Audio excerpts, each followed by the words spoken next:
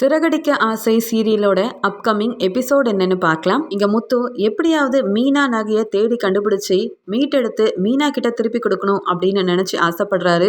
அதுக்காக பல ஏற்பாடெல்லாம் செய்கிறாரு. ஆனால் எதுவுமே கை கொடுக்காம அவரோட திட்டம் எல்லாமே வீணாயிட்டே இருக்கிறதுனால ரொம்ப மனசு வேதனைப்படுறாரு முத்து. ஒரு பக்கம் பார்வதி அத்தை உண்மை என்னன்னு நம்ம கிட்ட சொல்ல வரும்போது அம்மா சொல்ல விடாம தடுத்து உண்மை என்னன்னு நம்மளுக்கு தெரியக்கூடாதுன்னு இப்படியெல்லாம் பண்ணிட்டாங்க. இப்போ என்னடானா இந்த வீடியோ ஆதாரம் ஒன்று நல்லா சிக்குச்சு. இந்த வீடியோ ஆதாரத்தை வச்சு மனோஜ் கிட்ட இருந்து உண்மையை வர வச்சிடலான்னு பார்த்தா அம்மா போட்ட நாடகத்தால் மனோஜ் எனக்கு கிடைச்ச 4 லட்ச ரூபா பணம் வேற எங்கேருந்து வரல, என் ஃப்ரெண்டு மூலமாக தான் நான் அவன்கிட்ட கடனாக வாங்கினேன் அப்படின்னு பொய் வேற சொல்லிட்டானே. இந்த மனோஜை நம்பி பணம் கொடுக்குற அந்த ஃப்ரெண்டு யாருன்னு நான் முதல்ல பார்த்தே ஆகணும். அது மட்டும் இல்லை, எனக்கு என்னவோ இவன் சொன்னதெல்லாம் பொய்யணும். இவன் சொன்னதில் எனக்கு நம்பிக்கையே இல்லை. கண்டிப்பாக மனோஜை நம்பி யாரும் கடன் கொடுக்கவே மாட்டாங்க.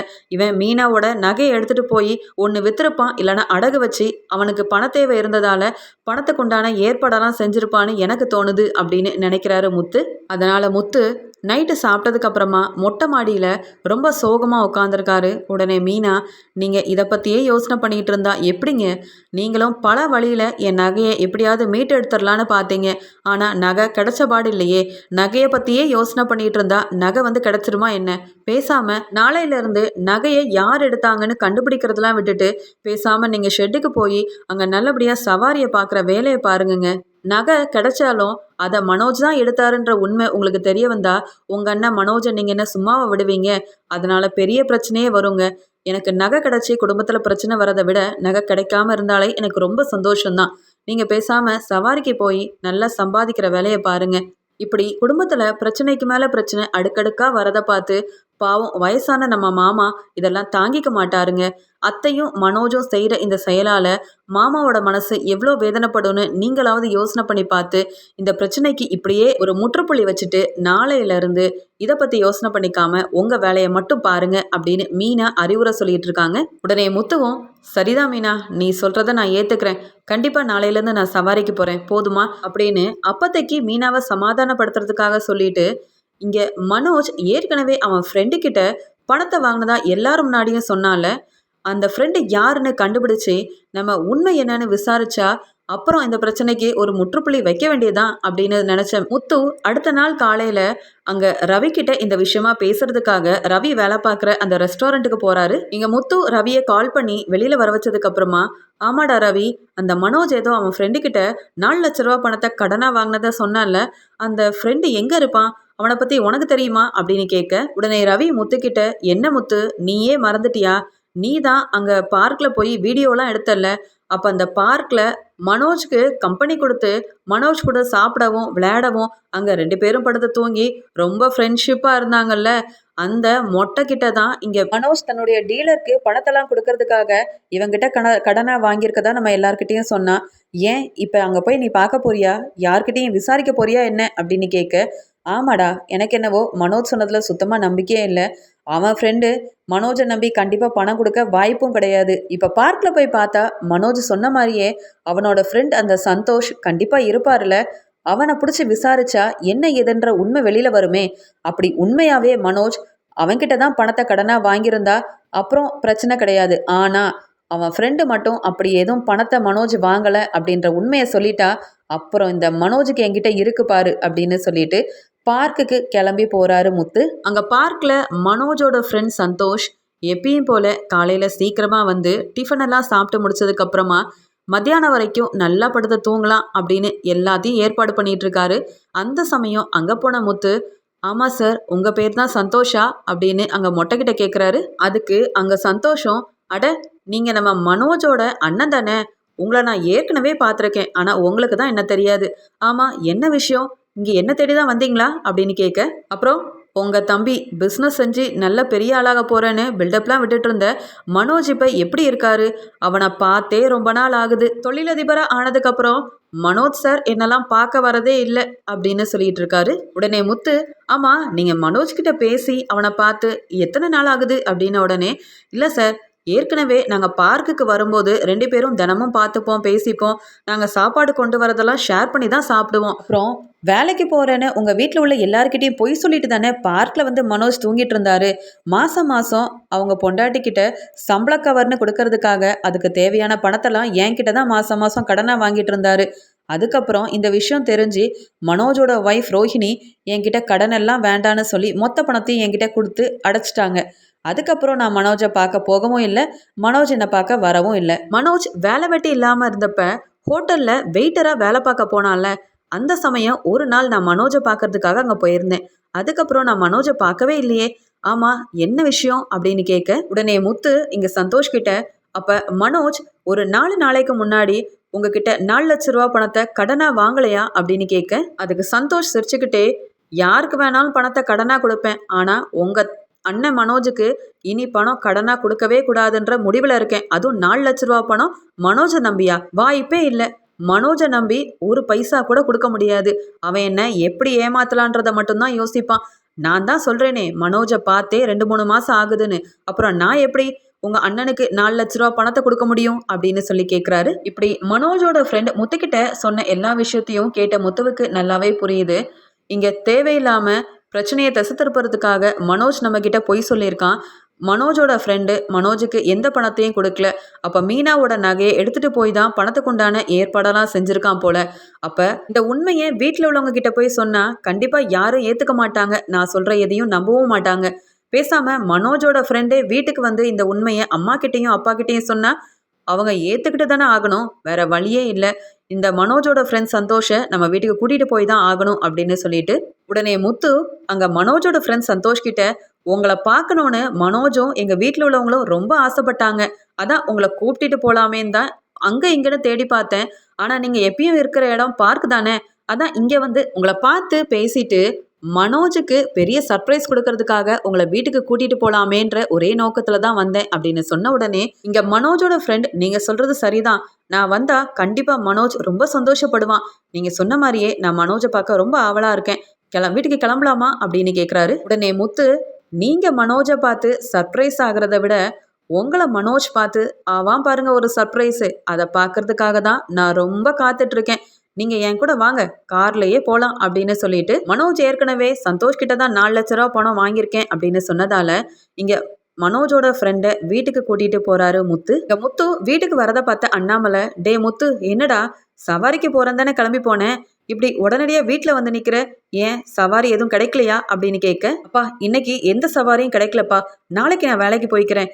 இன்னைக்கு உங்க எல்லாருக்கும் ஒரு பெரிய உண்மை தெரிஞ்சே ஆகணுன்றதுக்காக நம்ம வீட்டுக்கு ஒரு ஆள் வந்திருக்காங்கப்பா. வீடு தேடி அந்த ஆளை நீங்க எல்லாரும் பார்த்தா ரொம்ப சந்தோஷப்படுவீங்கப்பா அப்படின்னு சொன்ன உடனே, அது யாருடா, விருந்தாளியா நீ கூப்பிட்டு வந்திருக்கேன்னு சொல்றியே, உள்ள கூப்பிடு அப்படின்னு சொன்ன உடனே மனோஜ், ரோஹிணி, ரவி, ஸ்ருதின்னு எல்லாரும் வந்து நிற்கும்போது அங்கே மனோஜோட ஃப்ரெண்ட் வீட்டுக்குள்ளே வராரு. அங்கே சந்தோஷ பார்த்த உடனே மனோஜுக்கு வேர்த்து ஊத்துது. உடனே ரோஹிணி, என்ன முத்து நீங்க என்னவோ நம்ம வீட்டுக்கு சொந்தக்காரங்க வர மாதிரி பெருசாக பில்டப்லாம் விட்டுட்டு இருந்தீங்க, இவர் என்னவோ மனோஜோட ஃப்ரெண்ட் சந்தோஷ் தானே, இவர் எதுக்கு நம்ம வீட்டுக்கு கூட்டிட்டு வந்தீங்க அப்படின்னு கேட்குறாங்க. உடனே முத்து, கொஞ்சம் பொறுங்க பார்லலம்மா, நான் காரணம் இல்லாமல் எதுவுமே செய்ய மாட்டேன்னு உங்களுக்கு தெரியாதா என்ன, உங்க தொழிலதிபர் மனோஜை பார்த்தே ஆகணும்னு ரொம்ப நாள் கழிச்சு ஆசைப்பட்டு மனோஜை பார்க்கறதுக்காக அவரோட ஃப்ரெண்டு சந்தோஷ் வீட்டுக்கே வந்திருக்காரு. நீங்க என்னடானா இவர் எதுக்கு கூட்டிட்டு வந்தேன்னு என்கிட்ட கேள்விக்கு மேல கேள்வி கேட்குறீங்க. மனோஜும் இவரை பார்த்து ரொம்ப நாள் ஆகுதான், சந்தோஷும் மனோஜ் கிட்ட பேசி ரொம்ப மாசம் ஆகுதாமே. அப்புறம் இப்படி இருக்கிற சமயத்துல உங்க புருஷன் மனோஜ் சந்தோஷ் கிட்ட எப்படி 4 லட்ச ரூபா பணத்தை வாங்கியிருக்க முடியும்? அது மட்டும் இல்ல, சந்தோஷ் இப்ப யாருக்கும் வட்டிக்கு பணம் கொடுக்கறதெல்லாம் இல்லையா, அவர் ஏற்கனவே கொடுத்த காசை வாங்க முடியாம ஏமாந்து போய் இருக்காராமா. அதனால யாருக்கும் வட்டி பணம்லாம் இப்ப கொடுக்கறதே இல்லையா. அப்ப மனோஜ் யார்கிட்ட 4 லட்ச ரூபா பணத்தை வாங்கி டீலருக்கெல்லாம் பணத்தை செட்டில் பண்ணாரா அப்படின்னு முத்து உண்மையை போட்டு உடைச்ச உடனே வீட்டில் உள்ள எல்லாரும் ரொம்பவே அதிர்ச்சி ஆகுறாங்க. உடனே ரவி, டே மனோஜ், நீ உன் ஃப்ரெண்டு கிட்ட தானே 4 லட்ச ரூபா பணத்தை வாங்கி அங்கே உனக்கு பணத்தேவையெல்லாம் நீ பூர்த்தி செஞ்சேன்னு சொன்னேன். ஆனால் உன் ஃப்ரெண்டு சந்தோஷ் இப்போ நேர்லேயே வந்து நிற்கிறாருடா, அவர் உனக்கு பணத்தையும் கொடுக்கலன்னு சொல்லியிருக்காரு.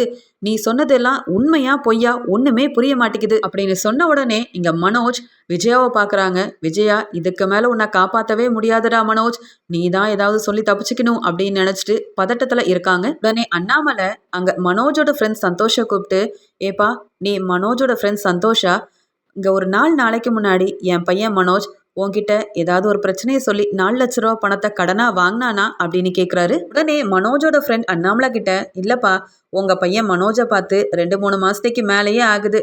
ஏற்கனவே உங்க பையன் அங்க ஹோட்டல்ல வெயிட்டரா வேலை பார்க்கும்போது நான் போய் பார்த்தேன். அதுக்கப்புறம் வேலைக்கு போகாம உங்க எல்லாரையும் ஏமாத்திட்டு பார்க்ல வந்து தூங்கினப்ப மாசம் மாசம் சம்பள பணத்தை கொடுக்கறதுக்காக என்கிட்ட வட்டிக்கு பணத்தை வாங்கினாரு உங்க பையன் மனோஜ். என்கிட்ட வாங்கின கடனை திருப்பி கொடுக்காம என்னை ஏமாத்த போய் வீட்டில் வந்து சட்டையை பிடிச்சி கேட்டேன். அப்பதான் அங்க மனோஜோட ஒய்ஃப் ரோஹிணி மொத்த பணத்தையும் எனக்கு செட்டில் பண்ணிட்டாங்களே.